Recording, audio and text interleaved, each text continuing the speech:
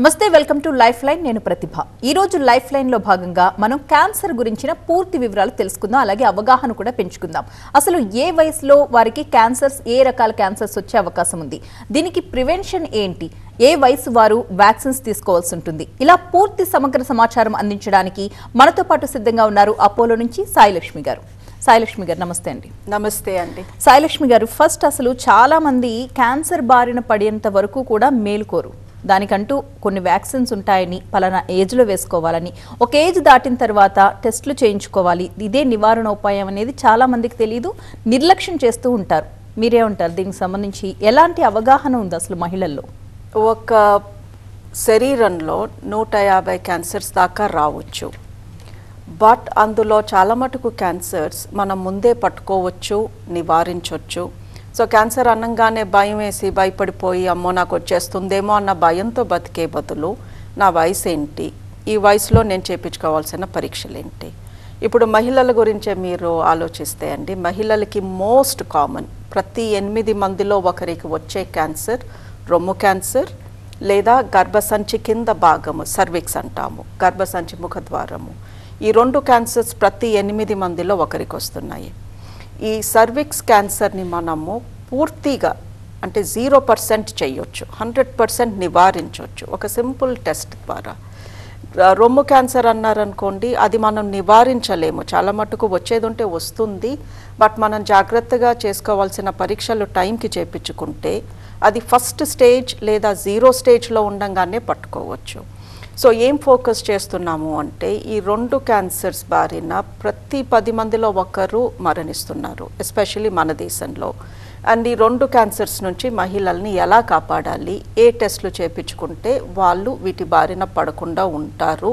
అది చెప్పాలన్న ప్రయాసతోనే ఇవాళ ఇది షెడ్యూల్ చేశాము అయితే మ్యామ్ మనం ఫస్ట్ నుంచి స్టార్ట్ చేద్దాం ఏ వయసు పిల్లల్లో ఫస్ట్ క్యాన్సర్ రాకుండా ఫ్యూచర్లో వ్యాక్సిన్స్ వేయొచ్చు అంటారు లుక్ అండి మనం ఆల్రెడీ తెలియకుండానే పుట్టిన పిల్లలకి టీకాలు ఇప్పిస్తాము ఓకే పుట్టంగానే 1వ నెల 2వ నెల 3వ నెల చాలా మందికి ఏం తెలీదు అంటే ఆ టీకాలతో మనము ఫ్యూచర్లో పిల్లలకి లివర్ క్యాన్సర్ రాకుండా చేస్తున్నాము సో ఈ హెపటైటిస్ వ్యాక్సిన్ అనేది మనం పుట్టిన పిల్లలకి ఎందుకు ఇస్తున్నాము అంటే ఫ్యూచర్లో లివర్ క్యాన్సర్ రాకుండా అది మనకు అవగాహన లేదు ఇవ్వాలి పిల్లలకి ఇవ్వాలి టీకాలు ఇవ్వాలి అంటే టీకాలు ఇవ్వాలి ఇప్పుడు కొత్తగా 2 సంవత్సరాల నుంచి ఇండియాలో ఈ హెచ్పివి వైరస్ అనే వైరస్కి వ్యాక్సిన్ వచ్చింది ఇదే వ్యాక్సిన్ అమెరికాలో 17 సంవత్సరాల నుంచి అమెరికా యూకే ఇంగ్లాండ్లో ఇస్తున్నారు ఈ వ్యాక్సిన్ ఇప్పిస్తే ఫ్యూచర్లో ఈ పిల్లలు పెద్దవాళ్ళు అయ్యాక వాళ్ళకి వచ్చే ఈ సర్విక్స్ క్యాన్సర్ కొన్ని రకాల నోటి క్యాన్సర్స్ థ్రోట్ క్యాన్సర్స్ మగవాళ్ళలో వచ్చే పీనిస్ క్యాన్సర్స్ మలద్వారము ఎయినల్ క్యాన్సర్స్ తగ్గే ఛాన్స్ చాలా ఉంది బట్ ఈ సర్వైకల్ క్యాన్సర్ పూర్తిగా హెచ్పివి మూలంగానే వస్తుంది కాబట్టి పిల్లలకి మనము 14 ఏళ్ళు 17 ఏళ్ళు వచ్చేలోపు వాళ్ళు సెక్షువల్ యాక్టివిటీ అనేది స్టార్ట్ చేసే ముందు ఈ వ్యాక్సిన్ ఇస్తే ఈ వ్యాక్సిన్ మూలంగా వాళ్ళకి ఫ్యూచర్లో ఈ HPV related cancers Rao okay so WHO అంటుంది ప్రతి చైల్డ్ 9 to 14 లోపు ఇస్తే ఇంకా మంచిది 14 దాటిన పిల్లలు ఉంటే 26 లోపు వాళ్ళు అన్మ్యారీడ్ అయితే వాళ్ళకు కూడా ఇప్పించండి అంటే ఇక్కడ ఒక డౌట్ రేజ్ అవుతుందండి చాలా మందికి అంటే సెక్షువల్ యాక్టివిటీ స్టార్ట్ చేయడానికి ముందు అని అన్నారు మెచ్యూర్ అవ్వడానికి ముందు తర్వాత కూడా చేయించుకోవచ్చు దీన్ని యాక్చువల్లీ మెచ్యూరిటీతో లింక్ లేదు బట్ ఎంత యంగ్ ఏజ్ మాత్రమే ఇక్కడ మనం కన్సిడర్ చేయాలి అండ్ ఈ హెచ్పివి అనేది సెక్స్ చేస్తేనే రాదు ఒకళ్ళతో ఒకళ్ళు skin to skin naked skin to skin contact ఉంటే కూడా అంటుకుంటుంది లైక్ డీప్ కిస్ చేసిన లేకపోతే జస్ట్ కడులు చేసుకుని నేకెడ్గా పడుకున్న అందుకనే వాళ్ళు స్కూల్ దాటక ముందే ఇచ్చేయమని చెప్తాము ఎంత యంగర్ ఏజ్లో ఇస్తే అంత బెటర్ బట్ మినిమం 9 years ఉండాలి అనేది రూల్ ఓకే ఇప్పుడు మహిళల విషయానికి వస్తే మహిళల్లో మీరు అన్నట్లుగా రొమ్ము క్యాన్సర్ సర్విక్స్ క్యాన్సర్ ఈ 2 ఎక్కువగా చూస్తూ ఉంటామన్నారు మరి ఏ వయసు నుంచి టెస్టులు చేయించుకుంటూ ఉండాలి నివారణకి మనకి ఉన్నది ఏకైక మార్గం టెస్టులు మాత్రమే ఏ వయసు నుంచి మొదలు పెట్టాలి లుక్ అండి రొమ్ముకి టెస్ట్ పైన మనం చాలా ఇంపార్టెన్స్ ఇస్తాము బట్ యాక్చువల్లీ ఎవరికన్నా రొమ్ము క్యాన్సర్ నుంచి ముందే వాళ్ళని కాపాడాలి అంటే ఆ టెస్ట్ వాళ్ళ చేతుల్లో ఉంది సో ఈ టెస్ట్ ఏ హాస్పిటల్లోనూ చేయము, ఏ డాక్టర్ చేయరు. ఈ టెస్ట్ పేరు సెల్ఫ్ బ్రెస్ట్ ఎగ్జామినేషన్. ఓకే. ఒక స్త్రీ తనకి రొమ్ము క్యాన్సర్ పెద్దగా అవ్వక ముందే పట్టుకోవాలి, దాని నుంచి తను క్యూర్ అయిపోవాలి అంటే ప్రతి నెల పీరియడ్ అయిపోయిన ఆఖరి రోజున సెల్ఫ్ బ్రెస్ట్ ఎగ్జామినేషన్ చేసుకోవాలి. ఆఖరి రోజు అంటే 4వ రోజు 5వ రోజు వెనెవర్ వాళ్ళకి ఏ రోజు ఇక బ్రెస్ట్ మెత్తబడిపోయింది, పీరియడ్కి సంబంధించిన బ్రెస్ట్ పెయిన్ లేదు అనిపిస్తుందో ఏదో ఒక రోజు గుర్తుపెట్టుకోవాలి కదా. గుర్తుపెట్టుకోవాలి అంటే ఐదర్ పీరియడ్ అయిపోయిన ఆఖరి రోజు లేదా పీరియడ్స్ రాని వాళ్ళకి నెలాఖరో ఫస్టో ఏదో ఒక తేదీన గుర్తుపెట్టుకొని సెల్ఫ్ బ్రెస్ట్ ఎగ్జామినేషన్ అంటాము. దీనికి తోడు 40 ఏళ్ళు దాటాక ప్రతి 2 ఏళ్ళకు ఒకసారి మ్యామోగ్రామ్ చేయమంటాము. ఈ మ్యామోగ్రామ్లో చిన్న రైస్ గ్రెయిన్ కన్నా హాఫ్ సైజ్ క్యాన్సర్ని కూడా పట్టుకోవచ్చు. బట్ ద ప్రాబ్లం ఏంటి అంటే మ్యామోగ్రామ్ చేసినప్పుడు కొంచెం ఎక్స్రే రేడియేషన్ పోతుంది రొమ్ములోకి. సో దో మ్యామోగ్రామ్ చాలా మంచి టెస్ట్ అయినా కూడా దాంతో కొంచెం రేడియేషన్ రిస్క్ ఉంది కాబట్టి 2 ఏళ్ళకు ఒకసారి చేయించుకుంటే చాలు. మరీ ఎక్కువగా చేయించుకుంటే రేడియేషన్ ఎక్కువ వెళ్ళి మళ్ళీ డ్యామేజ్ అవుతుందేమో చెస్ట్ ఏరియా అని 2 ఏళ్ళకు ఒకసారి అని చెప్తాము. 40 ఏళ్ళ లోపు వాళ్ళకి క్యాన్సర్ రాదా? వస్తుంది. మరి వాళ్ళు ఎలా పట్టుకోవాలి? ఈ సెల్ఫ్ బ్రెస్ట్ ఎగ్జామినేషన్ ద్వారా. రైట్ అండి. కాలర్ లైన్లో ఉన్నారండి చంద్రగిరి నుంచి అల్లెమ్మ గారు. అల్లెమ్మ గారు మాట్లాడండి. మేడం నమస్కారం మేడం. నమస్తే అమ్మా. మేడం పాపకి మా కూతురికి ఇంతకు ముందు ఒక సంవత్సరం ముందు గర్భస్థితి చిన్న గడ్డలు వచ్చినాయి మేడం. అవి ఆపరేషన్ చేసినారు. మళ్ళా ఇప్పుడు అదే దగ్గర మళ్ళా గడ్డలు వస్తున్నాయి మేడం, చిన్న గడ్డలు. అమ్మ గర్భసంచిలో గడ్డలు ఎన్నో రకాలు ఉండొచ్చు. అది క్యాన్సర్ గడ్డ అయ్యే ఛాన్స్ లేదు. బికాస్ తీసేశాక మళ్ళీ వచ్చింది అంటే ఆ డాక్టర్లు తీసాక ఏదో ఒకటి ఇచ్చుండాలి క్యాన్సర్ అయితే.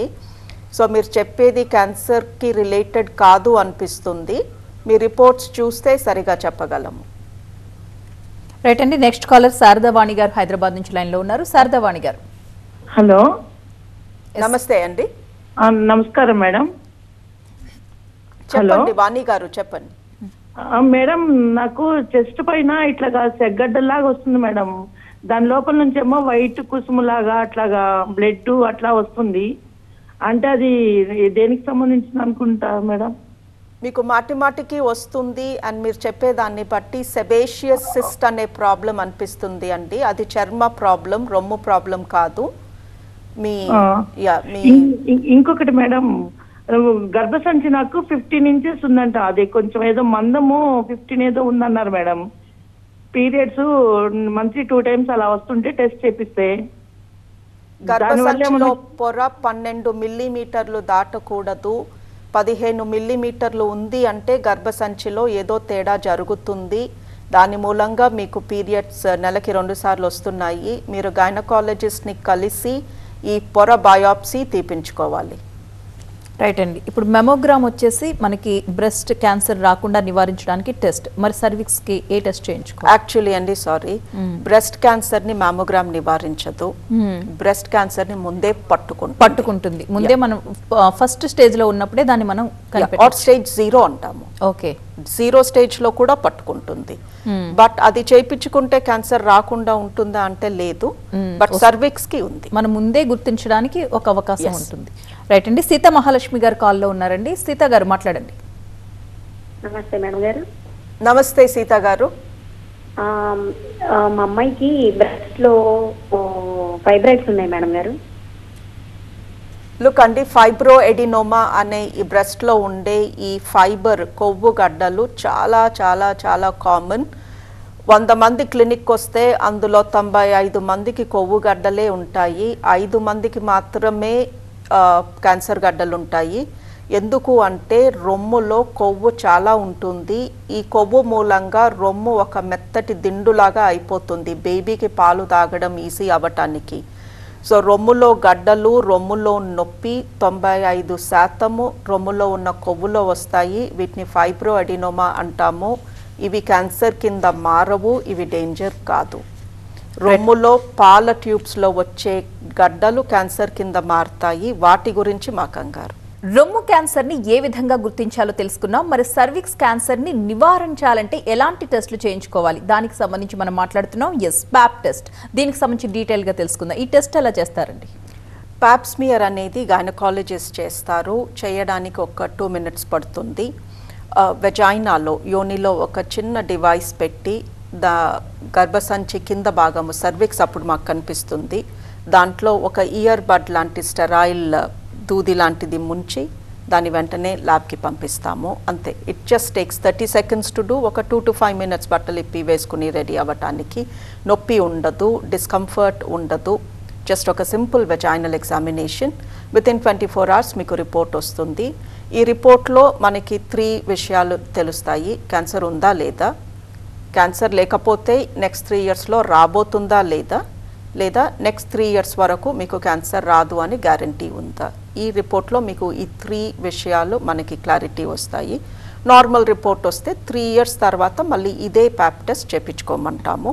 తేడాగా వస్తే ఆబ్వియస్లీ ఆ తేడాన్ని తీయటానికి మళ్ళీ మిమ్మల్ని క్లినిక్కి రమ్మంటాం. అంటే కొంత గ్యాప్ తీసుకున్న తర్వాత, సారీ అండి, ఇప్పుడు ఏదైనా వచ్చే ఛాన్స్ ఉంది అని మనకి ఆ టెస్ట్లో అనిపిస్తే పలానా మంత్లో మళ్ళీ మీరు రండి ఇన్ని డేస్ తర్వాత అని చెప్తారా? టెస్ట్లో ఈవిడికి ఇప్పుడు క్యాన్సర్ లేదు బట్ 3 years లోపు వచ్చేది ఉంది అని తెలిస్తే, ఆ రిస్క్ లో అయితే 1 year తర్వాత రమ్మంటాము. హై రిస్క్ వితిన్ 3 years ఈవిడికి హై రిస్క్ ఆఫ్ క్యాన్సర్ అని వస్తే వి ట్రీట్. ఆ పార్ట్ ఆఫ్ ద సర్విక్స్ని చిన్న ప్రొసీజర్తో తీసేస్తాం. ఓకే, రైట్ అండి. విజయవాడ నుంచి కాలర్ ఉన్నారండి, అరుణ గారు. అరుణ గారు మాట్లాడండి. Madam good afternoon. Madam good afternoon అండి. మేడం నాకు అంటే రీసెంట్గా పాప పుట్టింది, 8 months పాపకి. అది సి సెక్షన్ అయింది. అయితే నాకు గర్భసంచిలో ఫైబ్రాయిడ్ ఉంది అని అన్నారు మేడం. అదేమన్నా ప్రాబ్లం అవుతుందా అంటే మా అత్తయ్య గారు వాళ్ళు తీసేయమన్నారు అది నాకు ఆపరేషన్ చేయించేటప్పుడు. కానీ మేడం అన్నారు ఆ అమ్మాయికి హెవీ బ్లీడింగ్ అవుతుంది, దానివల్ల ప్రాబ్లం ఏమి ఉండదు అని చెప్పేసి అన్నారు. గర్భసంచిలో ఫైబ్రాయిడ్స్ ప్రతి 4 ఒకరికి ఉంటాయి. 25% మహిళలకి ప్రపంచంలో ఫైబ్రాయిడ్స్ ఉంటాయి. ఫైబ్రాయిడ్స్ ఉండి వాటి మూలంగా పీరియడ్ హెవీగా వస్తే మందులతో ట్రీట్ చేస్తాము. ఫైబ్రాయిడ్ ఉండి దాని మూలంగా ఏ పీరియడ్ ప్రాబ్లం లేకపోతే అది తీయాల్సిన అవసరం లేదు. రైట్ అండి. సాయిలక్ష్మి గారు, ఇప్పుడు 40 ఏళ్ళు వచ్చిన మహిళలు ఖచ్చితంగా ఈ 2 టెస్టులు అయితే చేయించుకోవాలి, ప్యాప్ టెస్ట్, మెమోగ్రామ్. ఇవి కాకుండా ప్రతి ఒక్క మహిళ కూడా 40 ఏళ్ళు దాటితే ఎలాంటి పరీక్షలు చేయించుకోవాల్సి ఉంటుంది? ఎందుకంటే చాలామంది ఏది అవసరమో ఆ పరీక్షకు మాత్రమే వెళ్తారు. అలా కాకుండా ఒక ప్యాకేజ్లో వెళితే ఎలాంటి టెస్టులు అందులోకి వస్తాయి, మనకి ఎంత భరోసా ఉంటుంది మన ఆరోగ్యం పైన? టెస్టుల వల్ల ఉపయోగం ఏంటి? చాలా మంచి క్వశ్చన్ అండి ఇది. బట్ ఒక సింపుల్ కరెక్షన్, ప్యాప్ స్మియర్ మనము ఫ్యామిలీ లైఫ్ అంటే marriage or sexual activity start చేసిన తర్వాత ఎవ్రీ 3 years చేసుకోమంటాము. సో ప్యాప్ టెస్ట్ 40+కే కాదు. ఇన్ఫ్యాక్ట్ ఈ సర్వైకల్ క్యాన్సర్ కామన్గా 35 to 45 మధ్యలో వస్తుంది. సో ప్రతి స్త్రీ తను ఆలోచించి తను ఎప్పుడు ఫ్యామిలీ లైఫ్ స్టార్ట్ చేసిందో అప్పటి నుంచి ప్రతి 3 ఏళ్లకు ఒకసారి ప్యాప్ స్మియర్ చేయమంటాము. అండ్ మ్యామోగ్రామ్ ఫ్రమ్ 40 onwards మీరు అన్నట్టు. ఈ 40 దాటిన తర్వాత క్యాన్సర్ రిస్క్ ఎక్కువ. In fact 40 to 65 is the commonest age for cancers. And ఈ ఏజ్లో క్యాన్సర్స్ని నివారించడం is even more important because middle age అది. And the most useful test స్త్రీల పరంగా I would say is an ultrasound scan abdomen. ఈ పొట్ట స్కాన్లో ఒక 20 organs కనిపిస్తాయి మనకి, కిడ్నీలు, లివర్, స్ప్లీన్ అని, ప్యాంక్రియాస్ అని, ఎవ్రీథింగ్, యూట్రస్, ఓవరీస్తో సహా. సో ఇవన్నీ చూసి ఇవన్నిటిపైన ఒక కమెంట్ చేస్తారు కాబట్టి వీటిలో ఎక్కడ ఏ తేడా ఉన్నా కూడా వెంటనే పట్టించుకోవచ్చు. అండ్ మీరు అన్నట్టు ఒక ప్యాకేజెస్ ప్రతి చోట, ప్రతి మంచి కార్పొరేట్ హాస్పిటల్లో కూడా ప్యాకేజెస్ నడుస్తున్నాయండి. ఇప్పుడు నేను పనిచేసే హాస్పిటల్లో అపోలోలో ఫర్ ఎగ్జాంపుల్ స్త్రీలకి ఒక ప్యాకేజ్ చేస్తాము, ఫీమేల్ క్యాన్సర్ స్క్రీనింగ్ ప్యాకేజ్ అని. ఇది 40 to 65 మధ్యలో లేడీస్కి ప్రిఫర్ చేస్తాము. ఇందులో ప్యాప్ స్మియర్ చేస్తాము, మ్యామోగ్రామ్ చేస్తాము, పొట్ట స్కాన్ జరుగుతుంది, యూరిన్, మోషన్, రక్త పరీక్ష, దాంతోపాటు లంగ్, లివర్ స్క్రీనింగ్. సో ఒక స్త్రీకి తల నుంచి కాళ్ళ వరకు ఎక్కడ క్యాన్సర్ ఉన్నా ఈ 8 టెస్ట్లలో మనం పట్టుకోవచ్చు. అండ్ ఇంత చేసి వీటి ఖరీదు less than I would say అంటే ఖరీదు చెప్పొచ్చో లేదో టీవీలో నాకు తెలియదు, బట్ ఒక డిజైనర్ బ్లౌజ్ కన్నా అయితే చాలా తక్కువ. Okay, so it's less than 5,000, far less than 5,000. అదే ఇవన్నీ ఒక్కొక్కటి రొమ్ములో నొప్పి ఉందని ఒక మామోగ్రామ్, తర్వాత ఒక పొట్టలోస్ కానీ ఇవన్నీ విడిగా చేయించుకుంటే ఎన్నో డబ్బులు అవుతాయి. సో ఎప్పుడు కూడా మా అడ్వైసెస్ ఏదో రోగం వచ్చాక హాస్పిటల్కి వెళ్ళొద్దు. 40 ఏళ్ళు దాటినయ్యి నేను హెల్తీగా ఉండాలి, క్యాన్సర్ బారిన పడకూడదు అంటే once a year are once every 2 years ఇలాంటి ప్యాకేజ్ ఒకటి చేయించుకుంటే మనకి ఏదన్నా రాబోతున్నా ముందే పికప్ చేసుకుంటాము. స్త్రీలకి రిపీటెడ్గా చెప్తున్నది అదే, ప్యాప్స్మియర్ చేయించుకోండి, మామోగ్రామ్ చేయించుకోండి, 40 దాటితే ప్రతి నెల సెల్ఫ్ బ్రెస్ట్ ఎగ్జామినేషన్ చేయించుకోండి. ఓకే, ఇన్ని ఐ మీన్ క్యాన్సర్ని నివారించడానికి ఇంతే టెస్టులు ఉన్నప్పటికీ కూడా ఎందుకని నంబర్ ఎక్కువ కనిపిస్తోంది? టెస్ట్లు ఉన్నా చేయించుకోరు అండి. ఓకే, చేయించుకున్నా దానిపైన యాక్షన్ తీసుకోరు. 2, ఈ టెస్ట్లతో కొన్ని క్యాన్సర్స్నే మనం ముందు పట్టుకోవచ్చు, కొన్ని క్యాన్సర్స్నే నివారించవచ్చు. ఈ టెస్ట్లకి దొరకకుండా ఎన్నో క్యాన్సర్స్ బాడీని ఎఫెక్ట్ చేయొచ్చు. సో మనకి ఉన్న ఈ 4-5 మంచి టెస్ట్లను కూడా ఉపయోగించుకోకపోవడం మూర్ఖత్వం అవుతుంది. చాలా మందికి ఇందాక మీరు చెప్పారు 14 ఏళ్లలోపు సెక్షువల్ యాక్టివిటీ స్టార్ట్ చేయడానికి ముందే ఈ వ్యాక్సిన్ ఇచ్చినట్లయితే వాళ్ళకి క్యాన్సర్ నుంచి దాదాపుగా వాళ్ళు కాపాడబడతారని. దీని మీద కూడా అవగాహన లేదు చాలా మందికి. ఆడపిల్లలకి క్యాన్సర్ వ్యాక్సిన్ ఇప్పించాలి అని, దాని పేరేంటి, దాని కాస్ట్ ఎంత ఉంటుంది, ఇట్లాంటి డీటెయిల్స్ ఇస్తారా? ఈ వ్యాక్సిన్ పేరు సర్వవ్యాక్. ఇది మన government serum institute India sponsored by government initiative release చేసింది. ఇండియాలో ప్రస్తుతం క్యాన్సర్ వ్యాక్సిన్ ఇది ఒక్కటే ఉంది. అండ్ ఈ వ్యాక్సిన్ ఖరీదు 1800 నుంచి 2000 వరకు రూపాయల వరకు. అండ్ ఇది అమ్మాయిలకి ఖచ్చితంగా 14 ఏళ్ళు నిండేలోపు ఇప్పించమంటున్నాము. 14 ఏళ్ళు దాటిన వాళ్ళకు కూడా 26 ఏళ్ల లోపు ఉన్న వాళ్ళకి ఇవ్వచ్చు. మీకు 2 డోసులు ఇచ్చే ఓపిక లేకపోతే కనీసం 1 డోస్ అన్నా ఇవ్వమని WHO స్ట్రాంగ్గా చెప్తుంది. 1 డోస్ కూడా చక్కగా పనిచేస్తుంది. వీలైతే 2 డోసులు ఇప్పించాలి 6 నెలల తేడాతో. అండ్ ఇది ఎక్కడైనా any paediatrician, government hospital, private institute ఎక్కడైనా ఇప్పించుకోవచ్చు. ఓకే, అయితే ఫ్యామిలీలో ఎవరికైనా క్యాన్సర్ వచ్చి ఉంటే అది వాళ్ళ పిల్లలకి కానీ ఆ జనరేషన్లో ఎవరికైనా కానీ వచ్చే అవకాశం ఉంటుందంటారా? ఈ మనం ఫస్ట్లో అన్నాము 150 క్యాన్సర్లు రావచ్చు ఒక మనిషికి అని. అందులో 22 క్యాన్సర్లు వంశపారంపర్యంగా రావచ్చు. వీటిల్లో కామన్గా స్త్రీలకు వచ్చేది బ్రెస్ట్ క్యాన్సర్, గర్భసంచి క్యాన్సర్ అండ్ ఓవరీ క్యాన్సర్, అండాశయ క్యాన్సర్, స్టమక్, ప్యాంక్రియాస్, థైరాయిడ్ ఇలాంటివి వంశపారంపర్యంగా రావచ్చు. సో మీ ఫ్యామిలీలో మీ అమ్మ, అక్క, కూతురు వీళ్ళ ముగ్గురులో ఎవరికన్నా ఇలాంటి క్యాన్సర్ వచ్చినా, లేదా అమ్మ వైపు ఇద్దరికి లేదా నాన్న వైపు ఇద్దరికి ఇలాంటి క్యాన్సర్స్ వచ్చినా ఒక రక్త పరీక్ష చేసి ఈ వంశపారంపర్యంగా వచ్చే ఈ క్యాన్సర్ జీన్ మీలో ఉందో లేదో కనుక్కోవచ్చు. ఓకే, ఈ క్యాన్సర్కి ట్రీట్మెంట్కి సంబంధించి ఇప్పుడు చాలా లేటెస్ట్ టెక్నాలజీ అందుబాటులోకి వచ్చేసింది. మరి అపోలోలో ట్రీట్మెంట్ ఏ విధంగా ఉంటుంది? అపోలోలో ట్రీట్మెంట్ మీకు ప్రపంచంలో ద బెస్ట్ క్యాన్సర్ సెంటర్ ఎక్కడన్నా అవ్వనివ్వండి, అమెరికా అవ్వనివ్వండి, ఇంకెక్కడన్నా అవ్వనివ్వండి, దాంతో ఎట్ పార్ ఉంటుంది. ఓకే, అది సర్జరీనే కానివ్వండి, కీమో కానివ్వండి, radiation therapy, immunotherapy, we're at par with the excellent cancer centres in the world. So ఎట్లాంటి రెస్పాన్స్ వస్తుందండి ఇప్పుడు లేటెస్ట్ టెక్నాలజీ వచ్చిన తర్వాత? ట్రీట్మెంట్ తీసుకోవడానికి చాలా మంది క్యాన్సర్ పేషెంట్స్ భయపడుతూ ఉంటారు, చాలా పెయిన్ఫుల్గా ఉంటుంది అట్లా అని చెప్పేసి. ఇప్పుడు వచ్చిన దాంతో ఎంత ఈజీగా మనం క్యూర్ చేసుకోవచ్చు క్యాన్సర్ని? Cancer is curable. స్టేజ్ 1లో వస్తే క్యాన్సర్ ఇస్ డెఫినెట్లీ క్యూరబుల్. ఆ పైన స్టేజెస్, ఆ స్టేజ్ 1 దాటాక వస్తే కూడా క్యాన్సర్ని ట్రీట్ చేయొచ్చు. క్యాన్సర్ బారిన పడిన చాలామంది పేషెంట్స్ నార్మల్ లైఫ్ స్పాన్తో ఉంటున్నారు. చాలామంది పనికి వెళ్ళిపోతున్నారు. వాళ్ళకి అసలు క్యాన్సర్ ఉందని కూడా మీకు తెలియదు, because they are so normal. Okay, but the key is మీకు క్యూర్ కావాలి అంటే మటుకు ఫస్ట్ స్టేజ్లో రండి, లేదా అది పూర్తిగా బయటపడక ముందే ఈ స్క్రీనింగ్ టెస్ట్స్ ద్వారా పికప్ చేసిన క్యాన్సర్ అయితే క్యూర్ ఈస్ గ్యారంటీడ్. రైట్ అండి. ఖమ్మం నుంచి కాలర్ ఉన్నారండి, లక్ష్మి గారు, మీ ప్రశ్న అడగండి. నమస్తే అండి. నమస్తే లక్ష్మి గారు. అమ్మకి 72 years అండి. గర్భసంచి కింద భాగంలో క్యాన్సర్ వచ్చింది. 5 years అయింది. ఈ ఫస్ట్ కరోనా అప్పుడు ఒక ట్రీట్మెంట్ చేయించామండి హైదరాబాద్లో. రేడియేషన్ ఒక్కటి ఆగిపోయింది. ఇప్పుడు ఆమెకి బోధకాళ్ళు ఉన్నాయి. మళ్ళీ టెస్ట్ చేసి అది ఎంతవరకు ఉందో తెలుసుకుందామంటే కుదరట్లేదండి. ఎట్లా తెలుసుకోవాలి ఏంటి? బోధకాళ్ళు ఇన్ఫెక్షన్ వస్తున్నాయి. లుక్ అండి, క్యాన్సర్ ట్రీట్మెంట్ అయ్యాక ఆవిడికి సర్విక్స్ క్యాన్సర్ వచ్చినట్టుంది. అండ్ మీరు అడిగినట్టు క్యాన్సర్ వచ్చాక ఎంతమంది ఎలా ఉంటున్నారంటే 5 ఏళ్ళు వచ్చిన లక్ష్మి గారి మదర్ ఈ still with us is good news. ఆవిడికి బోధకాళ్ళు మరి లింఫడీమానా ఫైలేరియాసిసా నాకు అర్థం కావట్లేదండి. బట్ సర్విక్స్ క్యాన్సర్ వచ్చిన వాళ్ళకి మళ్ళీ క్యాన్సర్ తిరగబెట్టిందో లేదో కనుక్కోవడానికి సింపుల్గా వాళ్ళని ఎగ్జామినేషన్కి రమ్మంటాము. వెజైనా ద్వారా చేసే ఎగ్జామినేషన్ ఒక్కటి చాలు. అదొక్క సింపుల్ ఎగ్జామినేషన్లో మాకు తెలుస్తుంది తిరగబెట్టిందో లేదో.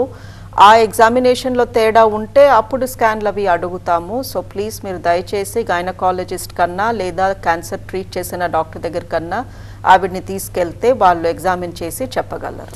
క్యాన్సర్ తిరగబెట్టడానికి అసలు రీజన్స్ ఏముంటాయి అంటారు? క్యాన్సర్ రావడానికి ఏ రీజనో తిరగబెట్టడానికి కూడా అదే రీజన్. అంటే వన్స్ ఆ కణితిని తీసేసిన తర్వాత మళ్ళీ పక్కనే అదే ప్లేస్ దగ్గర కానీ ఇంకా పక్క ప్లేస్లో కానీ కణితులు వచ్చాయని చెప్పి అంటూ ఉంటారు. ఇవాళ కూడా మన 2 కాలర్స్ అలాగే మాట్లాడారు కదా, దానికి సంబంధించి అసలు బికాస్ అండి ఆ బాడీ పార్ట్కి క్యాన్సర్ వచ్చే తత్వం ఉంది. సో ఆ బాడీ పార్ట్లో ఆ ఆర్గన్ని తీసినా కూడా ఆ పార్ట్లో మళ్ళీ ఎక్కడన్నా తిరగపెట్టొచ్చు. ఓకే, బికాస్ మనలో ఎందుకు క్యాన్సర్ వస్తుంది అనేది మన కణాలలో ఉంది, ఆ ఆర్గన్లో లేదు. సో ఇప్పుడు ఓవరీ క్యాన్సర్ అనుకోండి, అండాశయ క్యాన్సర్, అండాశయం తీసాక కూడా ఆ పార్ట్లో ఎక్కడన్నా మళ్ళీ రావచ్చు. బికాస్ ఫర్ సమ్ రీజన్ మనకి తెలియని రీజన్తో ఆ మనిషికి ఆ పార్ట్లో క్యాన్సర్ రావాలి అని ఆ సెల్స్ డిసైడ్ చేసినాయి. వాటిని మ్యూటేషన్స్ అంటాము. ఆ కణాలు ఇంకా మన బాడీలో ఉండిపోయినాయి కాబట్టి మళ్ళీ వాటికి అదే ఆలోచన వస్తుంది. సో దాన్ని క్యూర్ చేయడం మనకి ఇది సెకండ్ మళ్ళీ తిరగబెట్టినప్పుడు క్యాన్సర్ ఫస్ట్ స్టేజ్లోనే తెలుస్తుందా లేక లాస్ట్ స్టేజ్ వచ్చే వరకు కూడా పేషెంట్ నార్మల్గానే ఉంటాడా? ప్రతి ఒక్క క్యాన్సర్ పేషెంట్ని ఫాలో అప్లో ఉండమంటాము. ఎందుకు అంటే అప్పుడు మేము చేసే పరీక్షల్లో తిరగబెట్టంగానే మాకు తెలుసుకునే టెక్నాలజీ ఉంది. ఓకే, సో ఫాలో అప్ వచ్చే పేషెంట్స్ అనేది ఖచ్చితంగా వెళ్ళాల్సిందే. తిరగబెడితే తెలిసిపోతుంది. బట్ ఫాలో అప్ కి రాలేదనుకోండి, అది ఎక్కువ అయ్యాక అప్పుడు వస్తే then obviously it's too late. Right అండి, థ్యాంక్ యూ సాయి లక్ష్మి గారు, చాలా వాల్యుబుల్ ఇన్ఫర్మేషన్ ఇచ్చారు. థ్యాంక్ యూ అండి. Thank you. ఇది వాళ్ళ లైఫ్ లైన్. చూస్తూనే ఉండండి TV9.